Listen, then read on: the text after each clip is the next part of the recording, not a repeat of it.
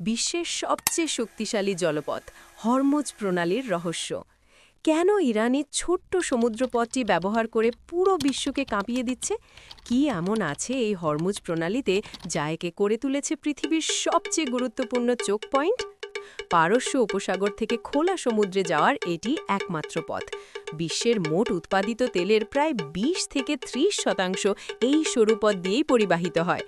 যদি কোনো কারণে এই পথ বন্ধ হয়ে যায়, তবে বিশ্ব অর্থনীতিতে মহা বিপর্যয় নেমে আসবে এবং তেলের দাম মুহূর্তেই আকাশচুম্বী হবে।